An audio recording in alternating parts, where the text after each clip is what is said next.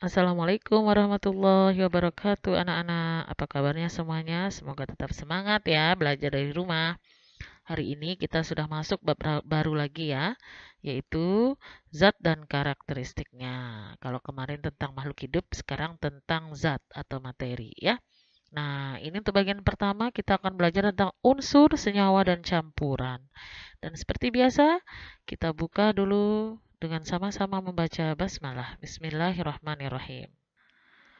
Nah, kita lihat ruang lingkup materi dari bab zat, bab materi zat dan karakteristiknya, yaitu pertama, karakteristik materi, unsur, senyawa, dan campuran. Kemudian ada sifat larutan asam basa, kemudian ada pemisahan campuran, yaitu metode filtrasi, sentrifugasi, dan kromatografi, dan juga ada pemisahan campuran, destilasi, dan sublimasi. Kemudian yang terakhir sifat fisika dan sifat kimia serta perubahan fisika dan perubahan kimia.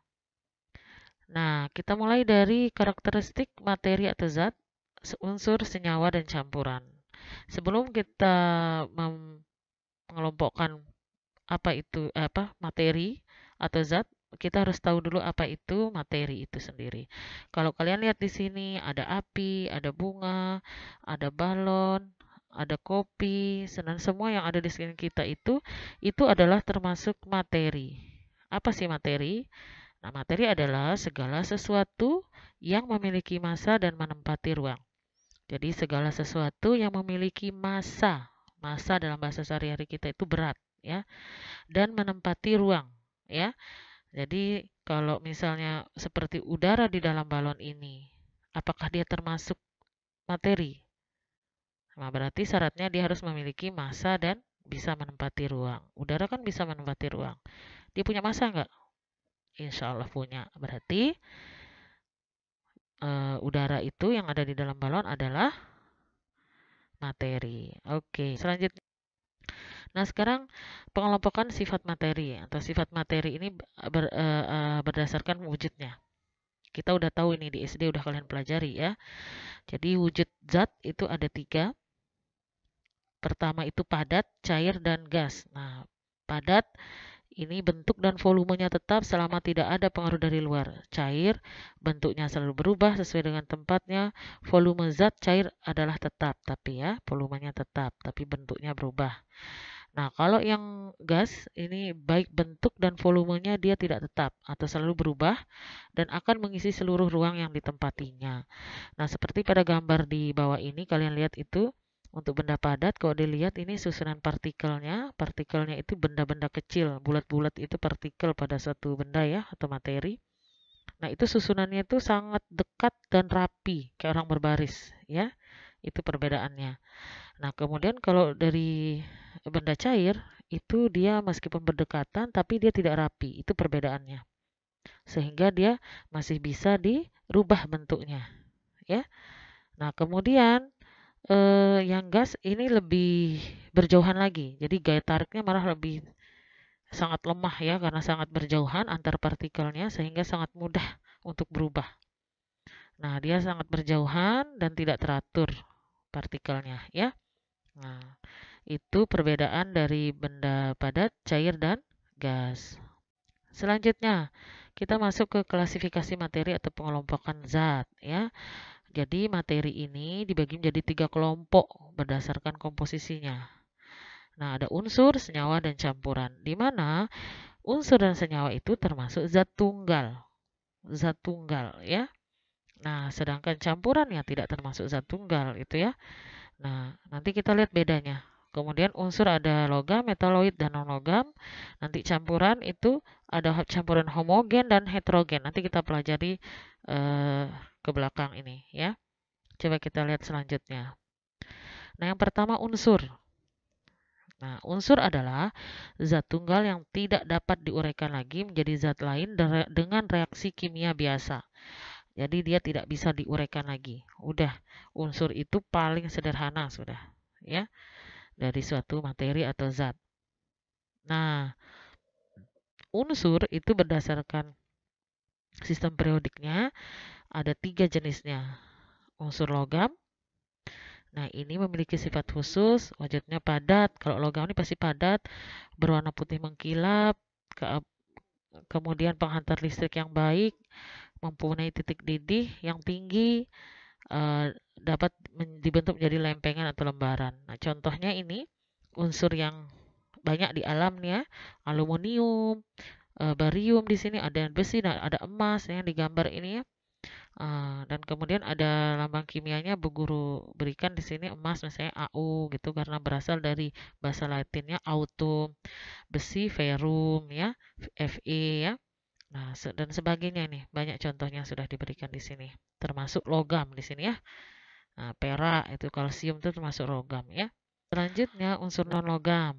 Unsur non-logam ini ciri khususnya adalah bisa berwujud padat, bisa cair, bisa gas ya. Dan warnanya tidak mengkilap. Dia bukan penghantar listrik yang baik dan penghantar panas yang baik. Bukan ya, bukan penghantar listrik dan panas yang baik. Kemudian mempunyai titik didih dan titik leleh yang rendah. Tidak bisa dibentuk, direntangkan atau ditarik. Nah, ini contohnya adalah belerang, fosfor, karbon, silikon. Nah, ini biasanya ini yang karena eh, wujudnya ada yang padat, tapi sebagian besar itu pastinya seluruhnya itu gas. Yang non logam tuh, yang gas tuh biasanya non logam. Nah, kalau logam tadi itu ada yang cair. Sebenarnya ada satu yang cair. Sebagian besar itu padat, tapi ada satu yang cair pada logam. Itu namanya raksa atau merkuri ya. Nah, kalau yang non logam ini sebagian besarnya adalah gas ya. Nah, salah satunya adalah hidrogen seperti gas yang digambar ini. Ini hidrogen ini adalah sebagian besar pengisi dari bumi kita atau galaksi jagat raya kita itu isinya adalah hidrogen. Hampir 70%-nya itu adalah hidrogen ya. 50% lebih itu adalah hidrogen. Nah, unsur semi logam. Unsur semi logam ini disebut juga metaloid. Dia bersifat seperti logam maupun non logam ya. Sifatnya semikonduktor, kemudian berwujud padat, tapi lebih rapuh teksturnya, berwarna abu mengkilap atau keperakan seperti pada gambar ini ya. Contohnya boron, silikon, germanium, arsenik ya, seperti racun itu, antimon dan sebagainya. Nanti kita bisa lihat di tabel periodik unsurnya. Nah, sekarang yang selanjutnya pemberian lambang unsur. Jadi nama-nama unsur itu dikasih lambang supaya mudah kita mengingatnya dan mudah kita menuliskannya. Supaya tidak terlalu panjang menulisnya ya.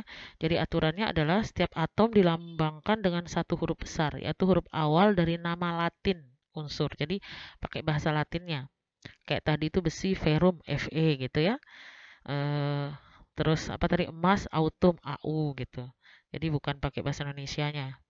Kemudian unsur yang memiliki huruf awal yang sama, lambangnya dibedakan dengan menambahkan satu huruf lain kecil. Jadi huruf kedua ya. Jadi dia punya huruf kedua kalau dia sama huruf awalnya. Seperti pada karbon ya. Bahasa Latinnya itu karbonium, sama-sama C nih, kalsium, klorin, cuprum. Cuprum itu tembaga ya. Nah, sama-sama C awalannya maka diambillah dua huruf kecuali karbon itu sebagai C utamanya. Karbon C itu karbon, sedangkan Ca-nya kalsium, Cl itu klorin, Cu itu cuprum atau tembaga. Jadi bisa satu huruf, bisa dua huruf ya untuk lambangnya, penulisan lambang unsurnya. Selanjutnya, nah ini tabel nama unsurnya coba kalian lihat nih ya. Kalian bisa beli nih tabel unsur ini dan kalian bisa lihat di sini adalah nama-nama unsur itu yang ditulis dengan lambangnya. Nah, kalau kita lihat ini pembagiannya aja berdasarkan komposisinya tadi itu ya. Yang warna kuning nih, yang warna kuning ini kita mulai dari warna biru. Warna biru ini logam semua. Nah, mulai dari nomor 3 nih. Nih, ada nomor 1, 2, 3, ada nomor atom istilahnya ya. Nah, itu ada litium, berium ya. Kemudian natrium, magnesium dan sebagainya udah ada lambangnya di sana. Yang biru ini semua logam. Nah, yang kuning itu non logam. Jadi sedikit lebih banyak yang logam. Sebagian besar itu logam unsur ini. Nah, yang kuning ini non logam. Di situ ada hidrogen yang gas-gas ya. C itu karbon, tadi ada O oksigen, ya, N nitrogen, dan sebagainya di situ. Nah, kemudian ada yang warnanya agak kecoklatan, itu semi logam. Nah, lebih sedikit lagi dia jumlahnya, tidak terlalu banyak ya. Yang bawah ini unsur buatan dia ya, yang putih ini. Oke, selanjutnya yang kedua, senyawa. Apa itu senyawa? Senyawa adalah zat tunggal yang dapat diuraikan, yang kalau tadi unsur itu tidak dapat diuraikan, kalau ini yang dapat diuraikan menjadi zat-zat lain yang lebih sederhana melalui reaksi kimia. Jadi itu bedanya nanti. Senyawa dengan unsur. Kalau unsur tidak bisa diuraikan, ini bisa diuraikan. Tapi melalui reaksi kimia, ya harus melalui reaksi kimia. Nah, senyawa ini adalah merupakan gabungan dua unsur atau lebih melalui reaksi kimia. Jadi dia harus melalui reaksi kimia bergabungnya. Contohnya di sini adalah air. Air itu ternyata adalah senyawa, bukan unsur, karena dia memiliki rumus kimia H2O, ada H itu hidrogen, O itu unsur oksigen. Jadi dua unsur maka dia disebut senyawa. Ada dua unsur yaitu hidrogen dan oksigen.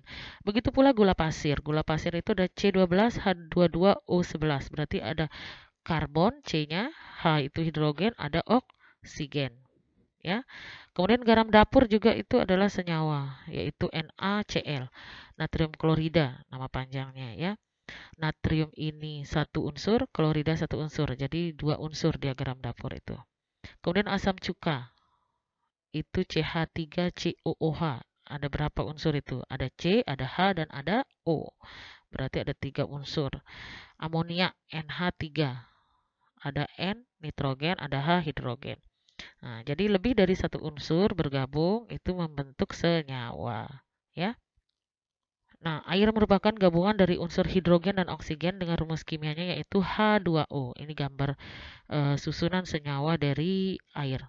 Lihat gambarnya ya. Nah, ada H-nya 2 dan O-nya 1, makanya H2O. H-nya 2, O-nya 1.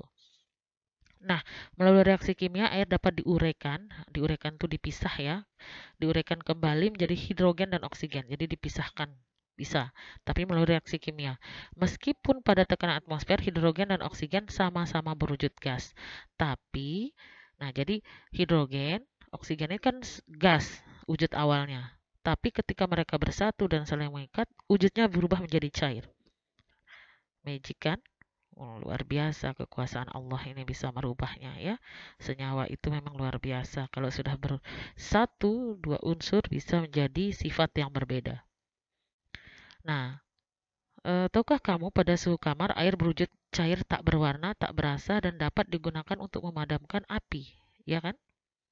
Nah, tapi oksigen pada suhu kamar berwujud gas, tidak berwarna, tidak berasa, dan dibutuhkan untuk melangsungkan pembakaran. Jadi, kalau tidak ada oksigen di dalam ruangan itu, maka tidak akan terjadi api. Tidak akan terbentuk api. Nah, sedangkan air sendiri untuk memadamkan api. Nah, ini dua sifat yang berbeda, padahal penyusunnya adalah oksigen, air itu. Kemudian hidrogen itu berwujud gas, tak berwarna, lebih ringan dari oksigen, dan dapat digunakan sebagai bahan bakar roket. Wah, luar biasa, hidrogen ini malah mudah meledak ya. Sedangkan oksigen, air itu bisa memadamkan api. Nah, kalau hidrogen dan oksigen sudah bergabung bisa menjadi suatu yang bermanfaat ternyata ya, yaitu air. Nah, selanjutnya campuran yang ketiga. Campuran adalah suatu materi yang terdiri atas dua zat atau lebih yang masih mempunyai sifat zat asalnya. Jadi masih ada sifat asalnya. Contohnya adalah campuran itu air gula, air garam, itu campuran air dengan gula, campuran air dan garam. Ada perunggu, jadi perunggu itu bukan unsur, dia campuran. Campuran antara tembaga dan timah dicampur jadilah perunggu. Kemudian kuningan juga itu campuran tembaga dengan seng campurannya. Ya, kalau tembaga itu unsur, seng itu juga unsur. Ya, nah dicampur jadilah kuningan. Nah, tanah subur ada kompos, mineral, air, dan udara. Tanah itu campuran. Udara juga campuran. Ya. Nah, campuran ini ada dua, yaitu campuran homogen dan heterogen. Campuran homogen itu biasa disebut larutan. Sedangkan campuran heterogen itu ada dua, ada koloid dan suspensi. Kita lihat bedanya. Nah, campuran homogen dulu. Bedanya dengan campuran heterogen. Campuran homogen itu campuran yang terdiri dari dua atau lebih zat yang dapat terlalu sempurna, sehingga tidak lagi terlihat berbeda. Jadi kayak bercampur benar. Makanya homo itu homo itu kan bersatu, itu homo satu. Kalau hetero itu berbeda-beda sebenarnya gitu kan. Kalau dilihat dari asal katanya itu, sehingga homo berarti bercampur menjadi satu sampai tidak terlihat perbedaannya. Seperti pada gambar ini kalian bisa lihat, sirup itu termasuk homogen, ya, sirup. Nah, begitu pula larutan garam, larutan gula itu bercampur merata sampai tidak bisa terlihat gulanya.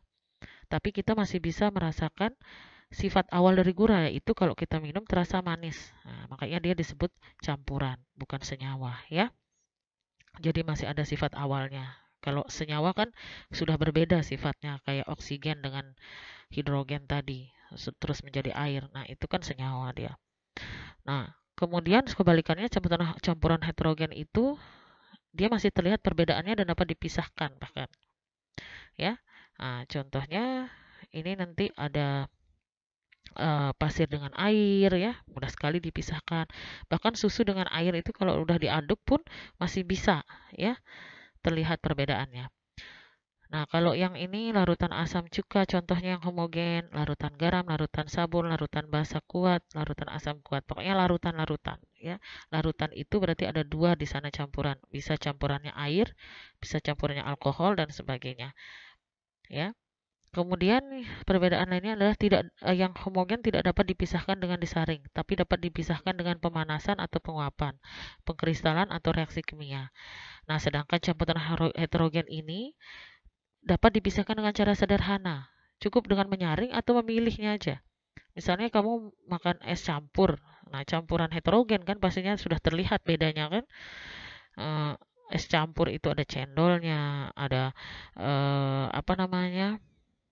Buahnya, ada macam-macamnya gitu. Itu masih bisa kita lihat perbedaan dan bisa kita pisahkan.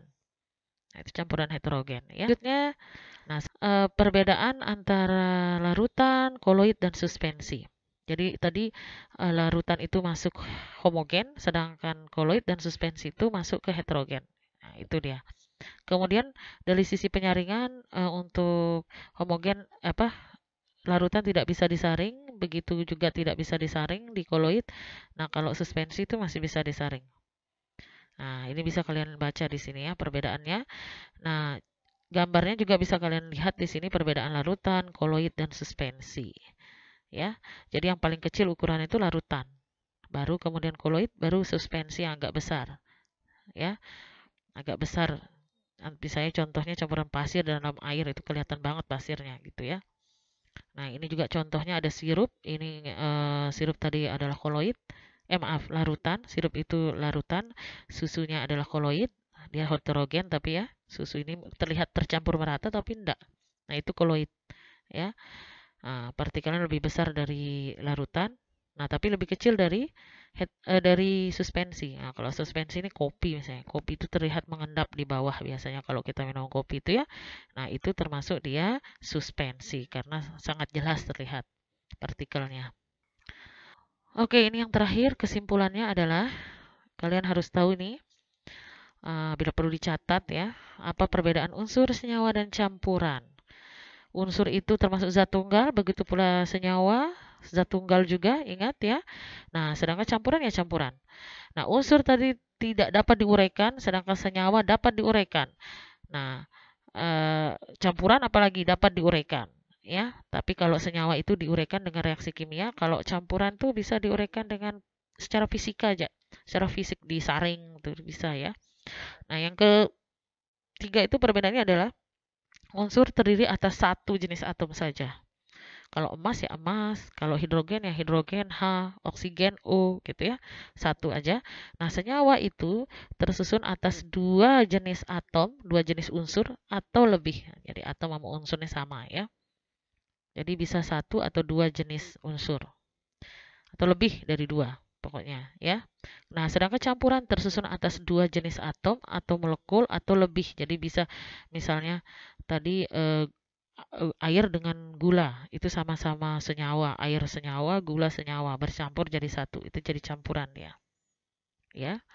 Oke, selanjutnya senyawa itu perbandingan massa zat penyusunnya tetap. Maksudnya apa? Dia memiliki rumus kimia. Kalau kalian lihat tadi, misalnya air H2O berarti H-nya harus 2, O-nya 1. Kalau H-nya jadi 1, O-nya 2, jadi HO2 itu bukan air. Jadi jumlahnya, artinya jumlah dari eh, unsurnya itu harus sesuai, tidak atau tetap ya, tidak boleh asal-asal ya. Nah, sedangkan untuk campuran itu berapa aja, tidak ada perbandingan massa yang tetap. Misalnya kalian mau bikin larutan gula, airnya misalnya 1 gelas, gulanya 2 sendok, 3 sendok, 4 sendok, atau 1 gelas juga gulanya tidak masalah. Yang penting dia itu menjadi larutan gula. Nah, itu maksudnya perbandingan massanya tidak tetap kalau campuran. Kalau senyawa harus tetap.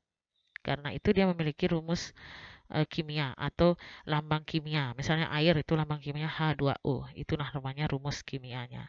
Ya. Oke, mungkin sampai di sini saja Ananda. Terima kasih atas perhatiannya. Sampai jumpa. Wassalamualaikum warahmatullahi wabarakatuh.